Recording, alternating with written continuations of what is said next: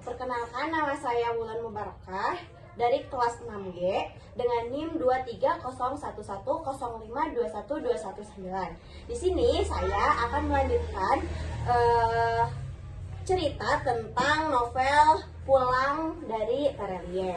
Nah, jadi kita akan membahas selanjutnya cerita yang kemarin. Jadi, si Bujang ini adalah seseorang yang pendiam yang ternyata dia tidak mempunyai kakak, tidak mempunyai adik, hanya tunggal gitu. Nah, ternyata si Bujang ini baru pertama kali melihat si ayahnya itu benar-benar tersenyum dan tertawa puas. Awalnya si Bujang ini memang tidak pernah melihat si ayah tersebut tersenyum dan tertawa lepas.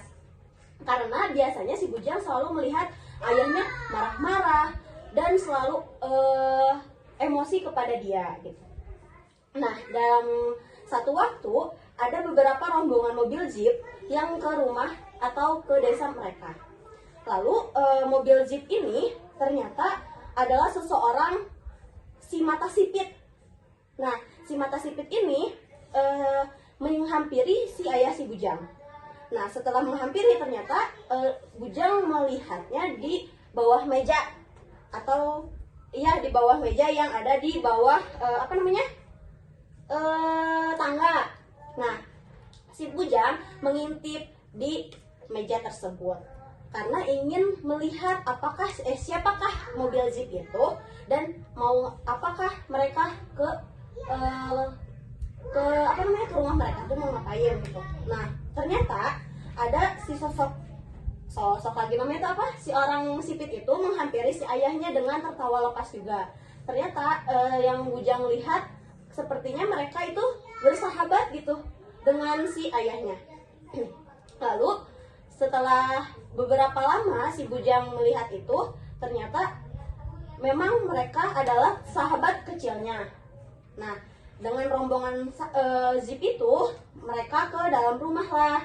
Si Bujang melihat bahwasannya dalam rombongan tersebut membawa senjata-senjata yang tidak pernah dilihat di kampung mereka, seperti senapan api, lalu ada tombak yang begitu yang tidak pernah dilihat sama mereka gitu. Lalu banyak warga pun yang tertarik untuk melihatnya.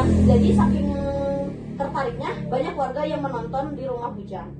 Nah, karena Bujang tidak berani untuk menyapa mereka, lalu ayahnya memanggil Bujang untuk diperkenalkan kepada teman-temannya. Nah, ini adalah si Bujang, katanya, anakku tunggal.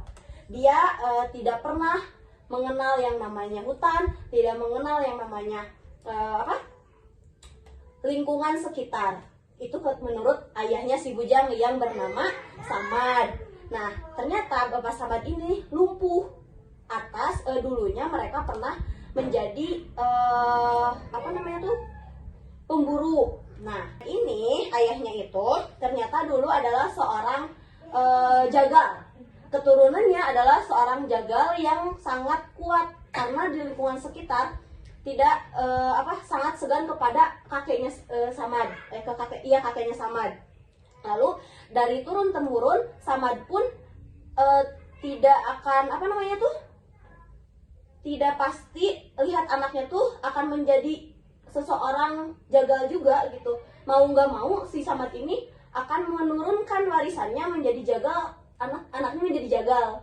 Nah, dikarenakan ibunya Midah begitu sayang kepada Bujang, si Bujang ini tidak boleh kemana-mana sendirian di dalam hutan. Tetapi si Bujang ini ternyata menyelinap tanpa pengetahuan orang tuanya. Bujang itu ternyata udah menguasai yang namanya hutan yang ada di Sumatera. Nah, si Bujang ini sudah tidak asing lagi yang namanya hutan dari Sumatera tersebut. Nah, setelah itu si mata sipit ini, si tepu muda ini meminta gitu ke Samad untuk meminta si Bujang ikut untuk berburu babi hutan di hutan Sumatera. Sudah beberapa menit, oke lah, sama ibunya sudah diizinkan. Udah diizinkan, si Samad ini ternyata menitipkanlah ke tepu muda ini agar menjaga anaknya Bujang. Bujang ini meminta izin kepada ibunya, Bu, apakah aku boleh mengikuti perburuan tersebut? Ibunya begitu tidak mengizinkan asalnya, tetapi ayahnya Samad memohon kepada istrinya untuk si Bujang ini ikut berburu bersama si Teku Muda. Dan alhasil Teku Muda menyelamatkan si Teku Muda dari buruan si babi hutan tersebut. Nah, alhasil si Bujang ini sekarang disebut si babi hutan. Panggilannya adalah si babi hutan. Lalu si Teku Muda ini meminta si Bujang ini untuk menjadi anggota keluarga Tong, yaitu Tonghoa. Jadi dari sana si Bujang itu meminta anaknya untuk ikut gitu bersama keluarga Tonghoa. Udah gitu si si ibunya pun mengizinkan, tapi ibunya ini memberikan pesan kepada si Bujang bahwasanya si Bujang jangan meminum minuman keras, jangan memakan daging babi, jangan memakan daging anjing ataupun yang haram menurut agamanya.